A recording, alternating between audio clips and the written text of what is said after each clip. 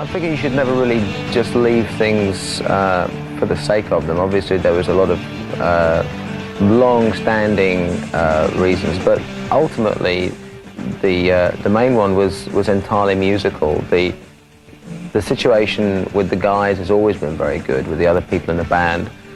I've always had a good relationship with them and still do, and I think they understand that what I want to do in terms of music is probably going to be a bit too broad to be covered by Iron Maiden.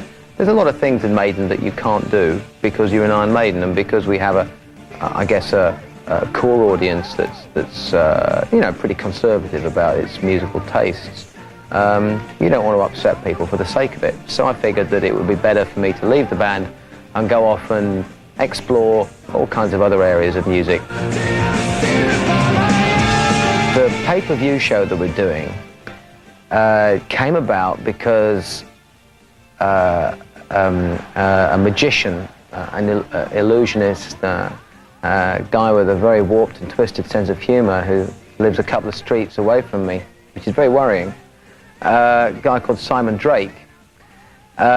We knew each other because, among other things, Iron Maiden had booked him to do part of his show at an album launch party. So we got to know each other and everything.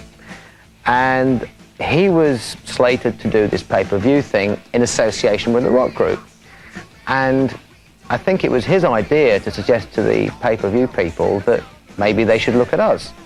And of course it coincided with me leaving, and it was like, well, what a great way to go. And not being content with that, he's devised an extra special way for me to go.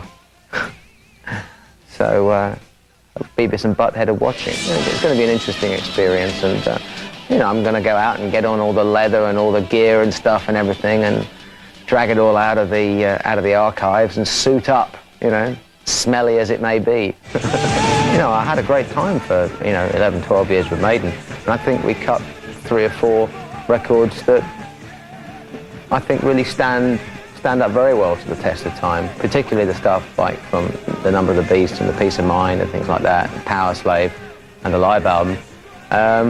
So I had a great time, and you know, I'm pleased to be able to leave honestly, you know, rather than have kind of people saying, you know, oh well, you know, he never told anybody he was going to quit and stuff. I mean, so we've done the tour together, like the farewell tour and stuff, and I can still go and have a beer with them and not have any problems, which is nice, you know, because it's nice to stay friends.